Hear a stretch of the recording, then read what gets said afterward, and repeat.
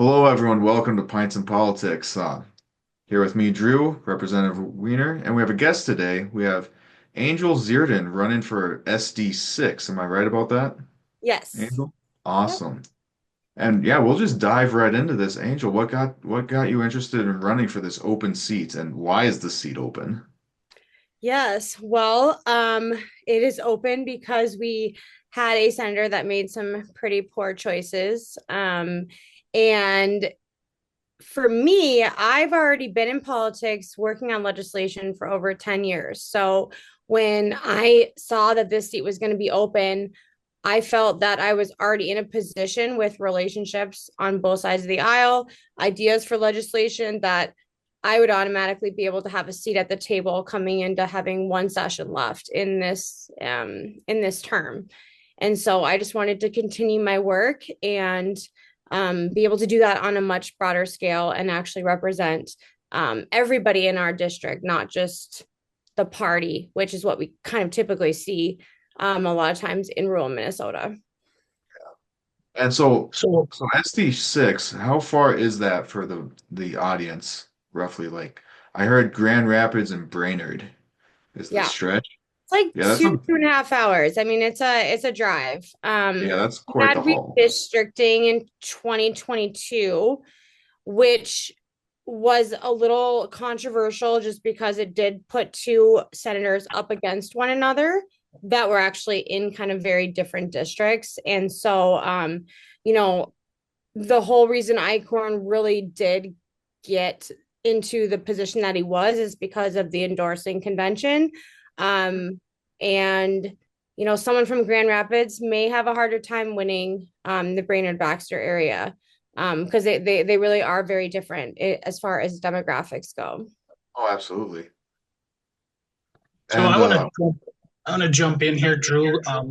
absolutely. Angel, I've known you for a little bit, and kind of want to share this story because I think it's kind of a cool story. So the Mm-hmm. first time we ever met was, I think it was a state central convention, Yes, wasn't it? And 2021. yep, I think that's right. You know the year better than I do. Um, Only because I so was pregnant and I gave birth the next month. That's the only reason I knew that. well, we were at this convention, and I think it was one of the first state central conventions I'd ever been to.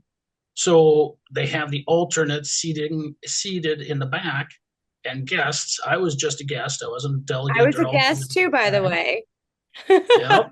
And the whole back of the room was packed full. Yeah. And there was, of course, Angel standing in the back. How pregnant were you? 8 months 8 pregnant at the months. Yeah, I was about the same I am time? right now. So I'm looking at this, and as a father of nine, I thought, holy smokes, I can't believe there isn't a man in this room who isn't giving up his chair. And I kind of looked around and I thought there must be an open chair, and there wasn't. Well, finally, I saw one that was open, and I went up to the person and I said, is anybody using this? And they had their coat or something on the chair. And they said, my stuff is on here. I said, there's a pregnant woman in the back of this room. Move your stuff. But she didn't, the gal didn't really, appreciate that. But I thought, what better use? So I took the chair and brought it back to Angel, and that's how we got to meet. I mean, Yeah. I thought it was impressive that a woman was, standing at this convention. And I was amazed at your knowledge.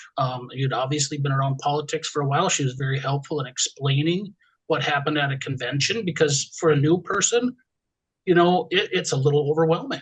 Yeah. And you were extremely helpful. Explained some of the process. We shared information that day.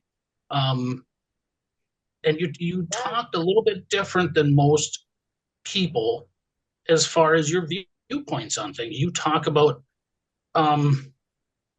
to use the term, reaching across the aisle, and working with others. And we don't hear that a lot. So I was kind of intrigued. And I don't know your husband very well, Teddy, but I see the family growing through the years.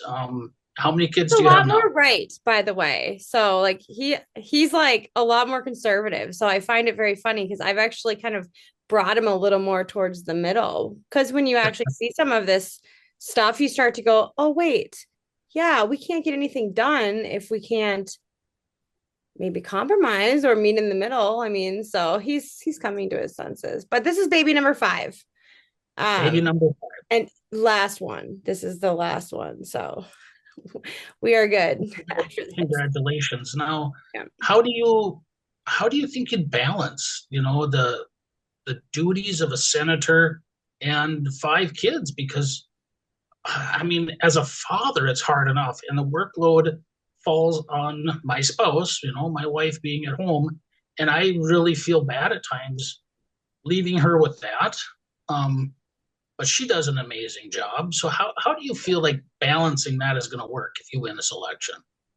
So I'll go back to even college. I mean, I took as a junior my finals 9 months pregnant at the University of Minnesota. December 18th. I had my daughter January 2nd. I went back to school January 16th. I was lucky to have um um her grandma down there in the cities who did watch her so I could finish school. But, I look back on all of the different scenarios with all of my kids, and sometimes you just say, you know what, I'm going to make it work. And, I started a startup company, a tech company when I was a single mom. When I got pregnant again as a second time single mom, um, I had to stop the company. I ended up in my mom's basement at 33 years old going, oh my gosh, what am I going to do with my life now? And then with my third baby, with Teddy, I breastfed him on the Senate floor in the gallery when he was 2 weeks old because I was there testifying on a piece of legislation I was working for with Senator Gazelka at the time. And then the fourth one, I found I was pregnant the day before I swore in as mayor. And I had him August 30th. We had a council meeting 4 days later. My husband stood in the back with him for 4 hours, at 4 days old. And so I don't think we have all of the answers yet on like how we're going to the inner workings of that. But what we do have is faith. And I think that is, we said that we will make it work if this is what happens. I think for us too, everyone says a moderate or someone who's able to work across aisles can't win this district. And if we were really, really able to prove that wrong, I mean, I think that's even more reason that we would say, okay, this is where we're supposed to be and make it work. And I think that's just what you do as parents, right? I mean, you're given sometimes impossible situations and just have to make it work. So that's kind of where we feel. The do-it-all mom, senator, mayor, maybe senator, mayor, mother, legislator, writer, tech company starter, just Mm-hmm. everything, contractor. Because you do I've stuff with housing, failed right? plenty, by the way. Like, I mean, I will tell you this. Like, I have failed many times in my career, and every failure has led to more success. So I think the biggest thing is like take risks, right? But also don't be afraid to do things, think big. Steve Jobs said this, the people that are crazy enough to think they can change the world are the ones that do, right? And I think that that's another thing for me that I lived in a domestic violence shelter as a kid. I was the first person to ever go to college. So for me, I always had this mentality of if I'm going to make it in the world, I have to find a way to do it. Right. And I think that that's where I take that mentality and I just go for things and I'm not afraid to make those mistakes. And so I think that that's kind of where that's what's led me to this point because you have to have that kind of mentality to put yourself out there in ways that maybe other people don't. Right. I hope to inspire other people to do the same because you really can do anything. And I think that's a really important message for kids today too. Oh, absolutely. There's a lot to be I'm a big done. fan of sorry, I'm a big fan of Jordan Peterson, and I love him. he talks about challenges. Hmm. I'm sorry, my phone is ringing right now, which is really annoying, and I cannot shut it off when I'm in the middle of a podcast. Apparently, But we can't so hear it, by the way, so Yeah, so you're good. you're Yeah, Mike, good. you're pretty popular. And actually, Angel, I'd love to get your take on this. Hmm. Sorry to interrupt the Jordan Peterson thing. No relation, by the way. Um, but what was it just the other day? You had a vandalism happen at the Capitol, right, Mike? Yeah, we did. Yeah, let's get You know, Angel's take on this. I think that would be good because it's really not. I just heard about it actually. And I don't know all the details, so I honestly I would be hearing more from you about what actually happened. Yeah, Well, let me go back to the challenging part first with Jordan Peterson, and I think he of course. lays it out pretty good that challenges actually is what helps us build our character. Right. And if you always took the easy routes in life, it's pretty uneventful, first of all, but you don't really know who you are unless you're challenged Yeah. about things. And there was another quote, and I don't know who it's from, but I always thought it was great, is that you don't know how much you love something until you have to fight for it. Hmm. So if a person like yourself is getting involved in politics and you've got your family and your dedication and you fight for those things, that kind of builds who you are. And I guess running for mayor, you've had some experience with the politics and the ugly side. You've seen that, very More apparent than I recently. should have. More than I should have. Right. But yeah, but honestly, it set me up for success. I mean, there were time, and there was twice that I think I came home and I cried after a council meeting because I couldn't believe the way people acted towards me publicly, right? And like, and it was hard, or just reading things online, and my husband and I just really learning how to navigate through that. And actually, I tell people that our marriage became stronger through going through all the challenges of me being mayor, which you wouldn't think that necessarily would be the case, but it really was, because he was the only person that I came home to, and I'm not a crier, right? But now here I am crying to my husband for the first time, and it was a really powerful thing. It really was. And I actually am very thankful for that. So, and unfortunately we don't see a lot of those things until after we go through them, right? Because during the time that we're going through them, it's why me, and I don't know how to deal with this, but later on I do feel like most people are really thankful that they went through those challenges. Well, I think that's really good too. Um, my being separated, because I love being home. I love being with my wife and my kids. Being away from them through this process of being a legislator, I appreciate the time with them so much more now, and I Yeah. did before. But it's amazing. It has made our relationship better, I think, and I thought it was pretty good before. But you mentioned something else I want to go on to next, and you talked about labels. Being called a moderate. Obviously, that's something that I've dealt with since the very beginning. I was labeled as Action for Liberty, and if you're Mhm. around politics, you know what that is. It's I knew it's you weren't, though. I knew that. Yeah. Unfortunately, half of my own party didn't realize that, but Right. it's something that I've dealt with. Now you're called more of a moderate, and this is one of those things that I see in politics that we do far too often. And I say it's very subjective, right? It's like going down the road. Anybody that's driving faster than you is an idiot, and anybody driving slower than you is a slowpoke. So Right. when it comes to politics in our own party, people get labeled all the time. And sometimes it's jokingly. I have to admit, I do that to Andrew Myers just about every day. But Myers is a good representative, and I like him on our side, but he's considered a moderate. Yeah. Now, how would you classify a moderate? Because you kind of use that term yourself. What do you think that means? And if the voters are going to vote for you, Yeah. what how do you quantify that?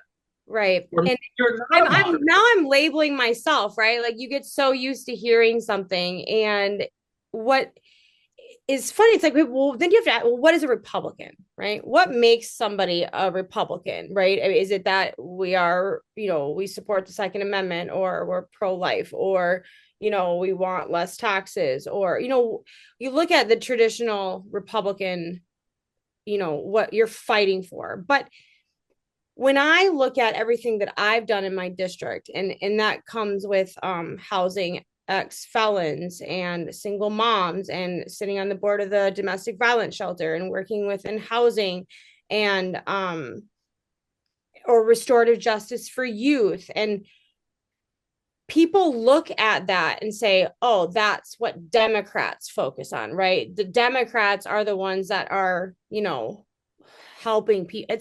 It's almost like this idea that as Republicans, we've lost the actual kind of the Christian values of we're supposed to be here to help people, right? And actually, if you want to go take it even deeper than that, and I had this conversation actually with our pastor at our church, as Christians, people who come to know Jesus, like through drug abuse or whatever that is, and I've known plenty of them, you still have to provide for them, whether that's housing, whether that's sober home, whether that is rehabilitation, or at whatever that restorative justice is. So as Christians and as the party of being Christians, you would think that we would move more in a direction of still being able to help people, but still being able to do that in a fiscally conservative manner. We're not talking about overspending. We're talking about efficiencies in our government, right? We're talking about eliminating waste and fraud. And we're talking about spending and tax reform and reforming all. You can do both, right? You don't have to pick or choose what you want to represent. And what I find interesting is when I look at the needs of our district, all of those needs are a democratic issue, right? And I think the other side to legislation, and what I kind of said earlier too, it I alone, I'm not going to go down there and cut taxes. I'm not going to go down there and change the entire demographic, and all of a sudden we're going to have everything that we want, right? I mean, that's not worked in the Republican Party in Minnesota ever. But what I can do is I can draft legislation that I can have easy little wins, right? That I can get bipartisan support for, whether that's within education or in housing. And I think that we forget on the campaign trail, especially, that we need to be talking more about those little wins and not be judged instead of it being about Trump, right? I voted for Trump, but my campaign isn't about Trump. But every piece of literature I'm getting from people who are running against me, it's all about Trump. Well, what does Trump have to do with my district? He doesn't have anything to do with my district, right? Like, and so I feel like we're not really being honest about our not only our climate, the real climate in Minnesota, which is purple, but we're not going to do anything until we can work across aisles. And until the Republican Party understands that, anything that I do or anyone else does that goes out of that box, they're going to be labeled as a moderate or a rhino or something that isn't good enough for the Republican Party. So it's a culture shift, and we have to come together as moderates or as people who are going to work across aisles and say, no, this is good enough for the Republican Party, and we are Republican enough. Well, and I think you bring up a good point, or maybe I'm observing this. I'll say is that there's a lot of legislators who campaign in district, and if it's a red district like mine is 75-76%, you can go home and campaign one way, but then when they come down here they legislate another way. And there's a level of hypocrisy that kind of is glaring, I think, and I think that actually gives ammunition to groups like Action for Liberty. Yeah, they look at this and say, you campaign as this hard red Republican, and now you come down here and you reach across the aisle, which they don't like. So now they attack them. Right. But you're saying, look, this is me. This is who I am. I want to reach across the aisle. I still want to maintain and have those core beliefs, I would think, right, is what you'd say the Republican, right, pro-life, Second Amendment.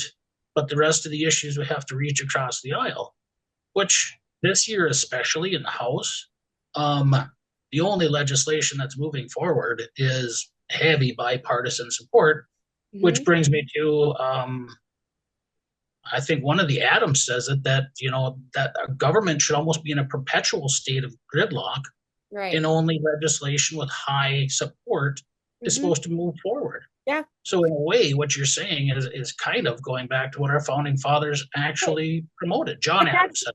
Our governor, the problem is our governor, and Mark Dayton actually did have he did actually say this, and I will commend him for this. There were certain issues that he would say, don't send me legislation. I'm not going to sign it if it's not bipartisan. that is exactly the way that our president should be, our governor should be. Don't send, if you guys can't come together and give me bipartisan legislation, I'm not going to sign it. I'm going to send it back. And maybe if we had more accountability from our leaders in that manner, that could recognize the importance of bipartisanship in the legislation and help facilitate that, because you never know who's going to be in the majority or minority, we would see better legislation. So really, we need this also coming from the top. And I think that, again, you get a bunch of people brand new to the legislature and they're told to do certain things, and that's what they've always done. It takes a while for them to learn. Well, not all of them learn, but some of them learn through the process, like, wow, this is not what I thought it was. And that is why I said, when I was going to run, that I was going to run my campaign in the way that I knew it needed to be run, despite what people had told me, because I can lose knowing that I ran my campaign and lay my head down at night and know that I told the truth and everything that I said was, from my experience, instead of just telling people what I think they want to hear just so they vote for me. And again, it's a movement. This is a long-term process of change, but people have to start that, right? They have to come together and say, I'm just not going to tolerate it anymore. And we need to do that. And I'm happy to be a catalyst for that if I'm given the opportunity to do it. Well, Right. maybe And I Drew think can you're chat. I think you're a moderate, I'll just use your label moderate approach would probably be good for making long-term gains just in general towards your beliefs. Like any step in the right direction is a step in the right direction, Right. or whereas I'll use where we're at with the trans issue right now. Just kind of it started off just baby steps, and now it's kind of full bore where they're vandalizing crosses. Right. Yeah. But Um, so in some ways, though, we've talked about this quite a bit. Drew, is politics downstream from culture, or is culture downstream from politics? And if we want to make changes in legislation, and I was on the radio this morning and discussing this. People they want their legislators to do certain things, but at the same time, what they're doing is kind of giving up their responsibility and duties and Mm-hmm. hoping somebody else makes that change for them. Um, I do believe government closest to the people is the best. Right. It's more responsive, it's less costly, and so forth. So, is there areas of legislation and government that you would say this is not a duty of government? This is not our responsibility.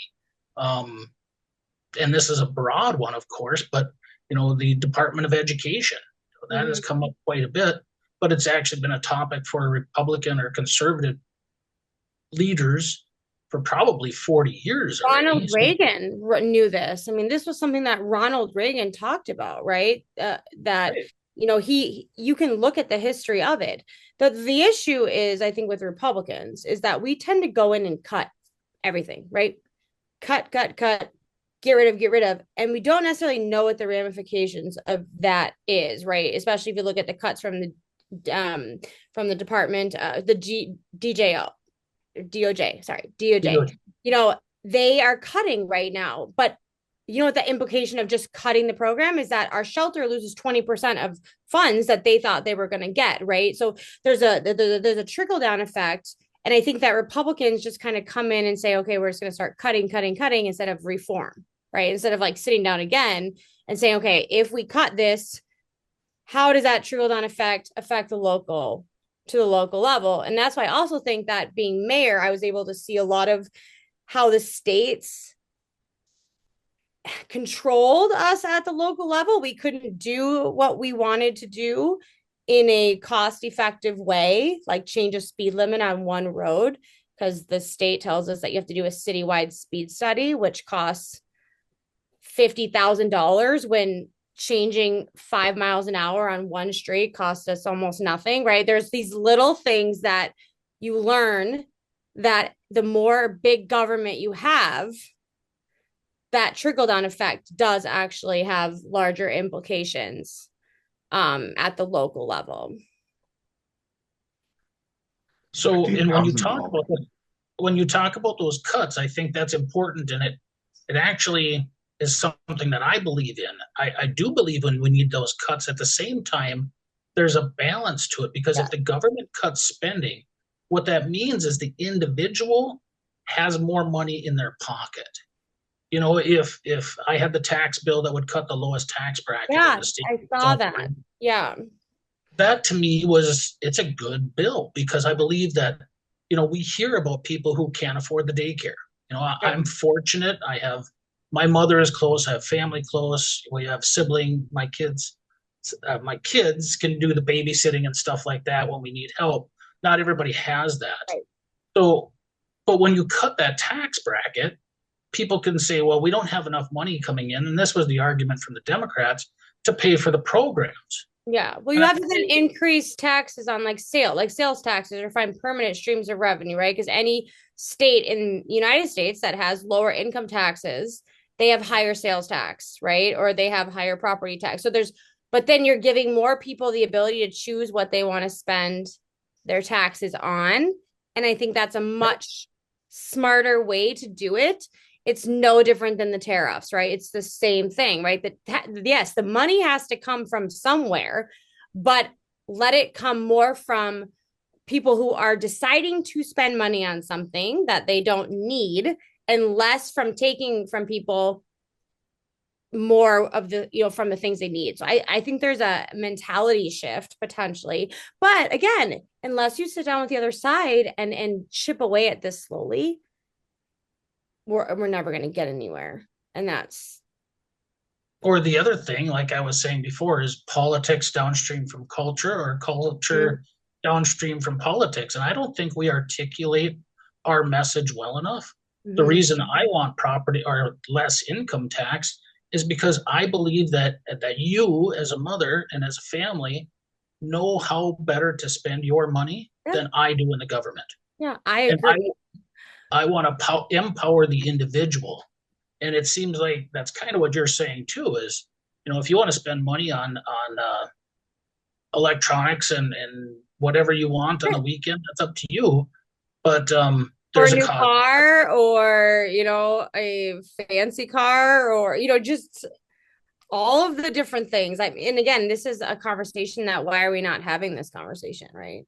All we're saying is, oh, those bad Democrats are, taxing everybody. And it's like, how do you expect to speak about people in one way and then go down to the Capitol and then knock on the door and expect that they're going to open the door and be like, come on in, let's work together.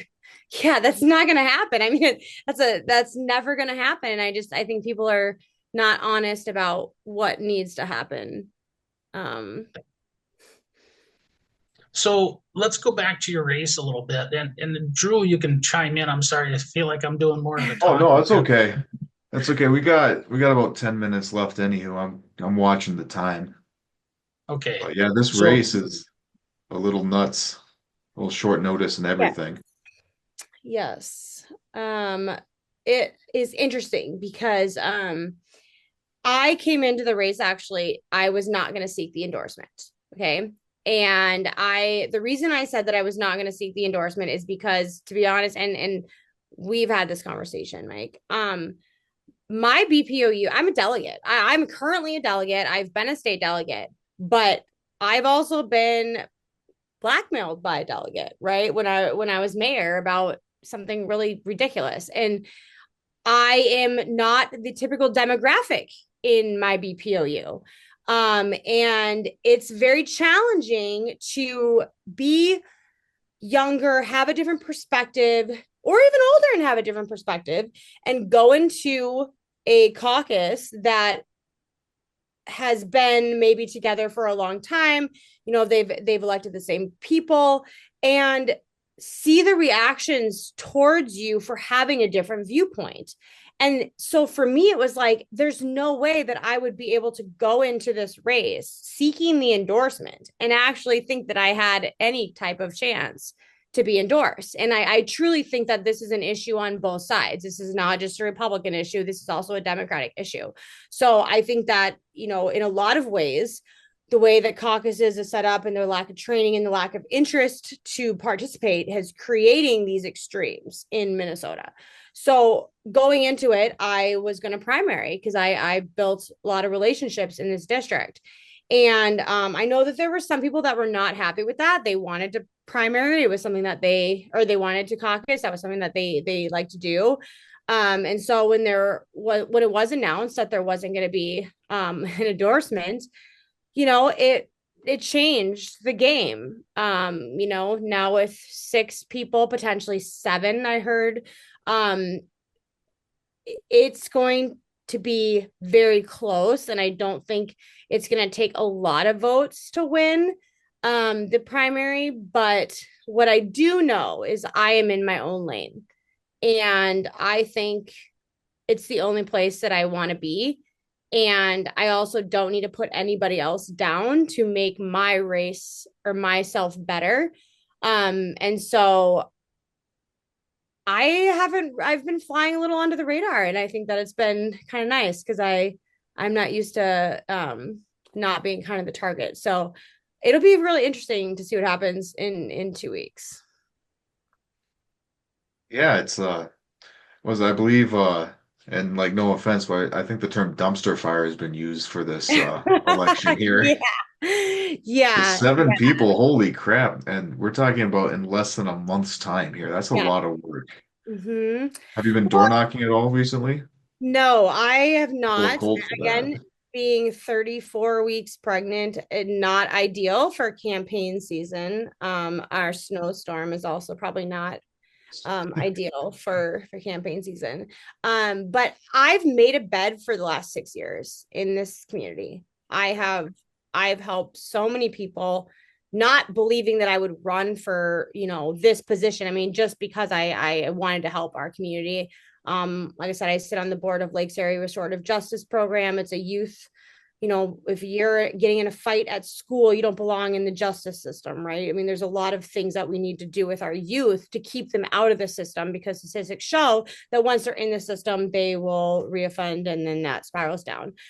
So I've worked a lot with that. I'm on the board of the domestic violence shelter in Brainerd. I have helped a lot of single mothers get into housing. I graduated from Crosby Ironton. So, for me, it's like my roots are pretty deep in the community, and I'm really hoping that at least my message of working across aisles and actually bringing stuff we need to our district, and also getting people out to vote who typically wouldn't vote in a primary. And I'm hoping that I can do that in this race. And yeah, we're just going to have to see what happens. Right. And that's the big thing is getting people out to vote. These special elections are always tough, you know. It Mm-hmm. seems like, yeah, I think this election might be less than 1,000 people participating. I don't know. What do you think, Mike? Oh, in a Senate district like that, no, I think you'll see more of it than that. And it's catching some buzz because of the number And what of, happened? Yeah, I yeah, suppose. exactly. I was just trying to think of the race down in the metro that took place. Um, Which one we I had would two? get, well, the House race there. I was trying to remember what the numbers were. But this time of year, short notice, I would guess you probably have 6 to 8,000 at the most in the Senate district right up there right now. But I could be wrong. I haven't looked at the total numbers to see who's registered and everything else. But I wanted to talk, or you mentioned something, Angel, about um, staying positive. Mhm. One of the things that we see or that frustrates me so much in politics is we're very quick to um, beat up, especially on our own side, Mhm. and get negative. And I was blessed the first time I ran to run into a gentleman that had some experience with this, and he said, "No matter what happens, stay positive." Yeah. So I took that to heart, and there were some things that happened that were really I kind of questioned it. I thought, why the heck am I trying to run as a Republican when all of this negativity is getting thrown at me by my own party? Right. And it's really tough to do. So I commend you on that. And I do think that probably sets you apart a little bit. Yeah. But if you were going to say, if you were talking to your voters right now, if you were at the door, is there one thing that you could tell them that you would say, this is why I think you should vote for me? I mean, what separates you besides staying positive? What would it be? I know how to get things done. I mean, that's bottom line. And I've proved it in the legislation that I've worked on. I'm not going to go down there one session and get my feet wet. My feet are already wet. I'm going to be able to hit the ground running. And I know the needs of this community. I actually was elected to serve on the Region 5 board, which you know of Region 5, I believe, because of the CLC. Yeah. And I was elected by local city mayors and other people to represent municipalities for Crow Wing County, and serving as a commissioner on that board. I mean, you hear about all the needs, and being out in the community, you hear about all the needs. And I feel like there's a lot of people in this race who haven't been on the ground, they haven't been on the ground floor inside our communities, inside our shelter, inside our homeless camps, inside of, people. There are teachers in our district who are not teaching, who are staying home to watch other teachers' kids because they can't find childcare. That is an issue. Our teachers should be teaching, and this is in Nisswa Pequot area, right? We have things that are really going on and affecting our economy and affecting our workforce. And I don't see anybody else in this race who is even looking at these things. I mean, these are real people struggling. They're not working, they're staying home with their kids, and there's nothing wrong with that, but they're not doing it by choice, right? They're doing it because they have to. And it does affect our base. Higher homelessness populations lead to higher crime, right? Mental health issues, access to healthcare in rural Minnesota is huge. But, we have people who are 80 that can't drive to their appointments. So there's a lot going on that they're just not addressing. There is a lot, and I'm sorry I have to cut you off, but Okay. we're about out of time. Great interview, great conversation here. You got a lot of good things, and why not put an angel in politics for once, right? But I just want to say thank you all so much for watching. Pints and Politics. We got Angel. Remind me how to say your last name one more time. Zeirden. Zeirden, Angel Zeirden. Thank you so much. Yeah, Keep an thank eye you on for her. having Lots of me. stuff. And would love to come back on again and have some more conversations if you ever have any burning topics. Absolutely. God bless everyone. Thank you so much. Bye. Bye.